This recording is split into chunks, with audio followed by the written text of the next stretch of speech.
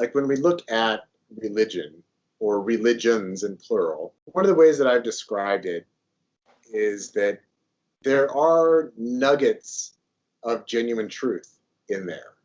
But those little nuggets, it's like you start with like a little pearl, and then you get all these crustaceans on it, and then it gets even bigger and bigger and bigger. And so by the time you get to the religion itself, it's like, well, the truth is really lost in there. You know, I myself, I've never been drawn to Christianity. Back when I was really young, I tried reading the Bible because I thought I should for some reason, and just got really bored with it really, really quickly. So I've never like read the whole thing like front to back or cover to cover. But I think that there are some little nuggets of truth in there. And I think that there are some nuggets of truth in Taoism and in Buddhism and in Hinduism.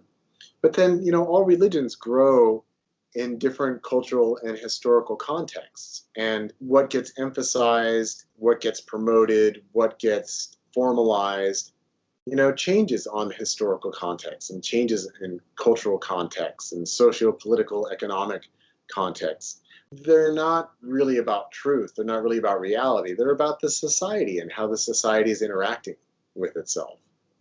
So that's why I always see religion as marginally useful. But I think developmentally, religions were evolutionarily useful because they allowed groups of people in societies to develop shared meanings, shared symbol systems, shared systems of communication to talk about reality or theories of reality, to talk about values, to talk about meaning. You know, through religions is where we've tended to get some of the best architecture in the world, some of the most interesting art in the world, and it has inspired philosophical movements and things like that. You know, again, going back to this idea that human beings are social animals. We can't just transcend the fact that we are social animals. Human beings do not do well in complete isolation from each other. Human beings also historically do not do well when we deny our sexuality. Monastic communities have always had problems with sex abuse, and celibate religious communities have always had problems with sexual abuse. Humans are sexual and humans are social. So monastic celibate communities, it doesn't work out well. So we need some way to relate to each other as social animals. And religions have served that. But religions also prop up a lot of illusions and a lot of beliefs that are not grounded in actual reality. And that's where they become problematic. So we have sort of these recurring themes that occur in both religion, science, personal history, and, you know, reality as a fractal energetic system. Of course there are recurring themes. I mean, there should be, considering that reality is made out of patterns. And like, so with Taoism, it's a really good example of like basic fundamental truth, in the sense that the source of reality itself is the Tao, which you cannot describe. And then out of that arises the yin and yang symbol, the black and white, night and day, positive, negative, male, female, wet, dry, light, dark, strong, soft. And so these are qualities through which, within Taoism, they say then the myriad things emerge out of yin and yang. We get the whole diversity of reality by these interacting energetic forces. And at that level, you know, Taoism is fundamentally true. You know, that's a good explanation for reality. And then we have, you know, a cultural symbol, the yin and yang symbol, which can help communicate that. And that humans also were very visual as creatures.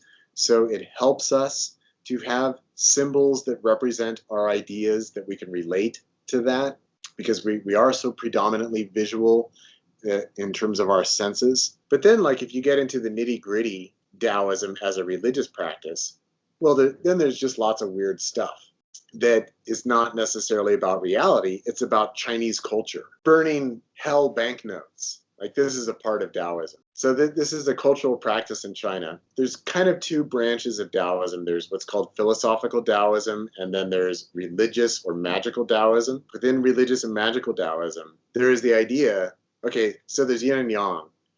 and they say you have two souls. You have a yin soul and a yang soul. And at death, one of these souls gets recycled back into the earth. And then the other one goes into the afterlife. And in Chinese culture, the afterlife is called heaven. But it's not like the Western notions of heaven, that in Chinese culture, heaven is actually a state-run bureaucracy, just like Chinese culture is a state-run bureaucracy.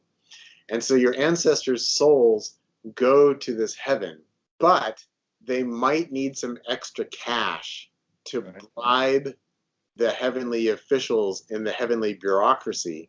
So as part of ancestor worship in Chinese culture, you get these special forms of money that are called hell banknotes, and you burn them. And then what you're doing is you're actually making a transfer from your account into your ancestors' account, so that then they can bribe the heavenly officials and they can have money in the afterlife, right? So by the time we get to that point of Taoism, it's like, okay, we're not talking about reality anymore. We're talking about a cultural construct of how society in the afterlife is envisioned. And this is not based on any kind of science or empirical evidence, that this is just a cultural belief system. So we have this nugget of truth of the Tao and yin yang and the development of the myriad things. But then as a cultural practice, well, then it's a cultural practice, and all cultures are constructs.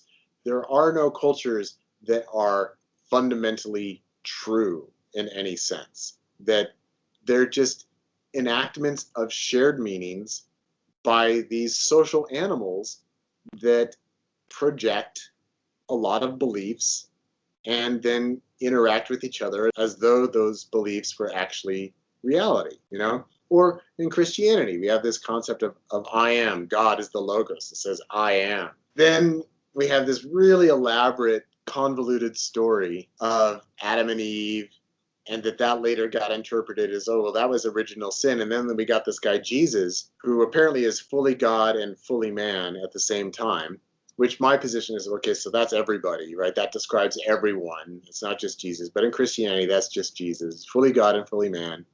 And then somehow his sacrifice on the cross atoned for the original sin of Adam and Eve.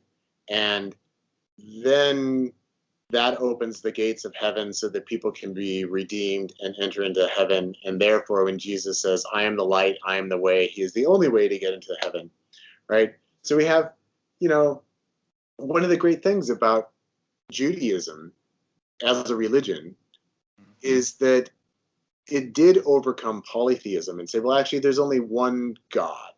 And I think that that's a good way to go. But it also said, well, this God is completely transcendent and exists outside of created reality and is the master of reality. And that this is also kind of like a warlord God. Judaism, it kind of started with this idea of monotheism and then said, well, we have to behave ethically for this God. And that was kind of unique in the ancient world, of this idea of, oh, there's ethics and morals that are important to enact in the worship of this God. So that in a sense, it made the Jewish people, better in their own way. Then this warrior God got softened in Christianity to be a God of love, which I would also say, okay, there's a fundamental nugget of truth, that God is love. But then it's the whole convoluted story of Jesus as Savior and atoning for original sin, which Catholics invented the idea of original sin and then introduced the idea that Jesus atones for it to make up for the fact that Jesus was supposed to return and create heaven on earth, and that never happened. So then how do you explain the significance and meaning of Jesus? But you see, it's because they imposed all these meanings on it that then you have to have some kind of resolution to it. Then it just feeds off of itself. It becomes its own dynamic, and it's not connected to reality in any way, shape, or form. That it's a nice story, it organized societies, and it inspired people, but what does it have to do with reality? Zero. Nothing. Doesn't have anything to do with reality.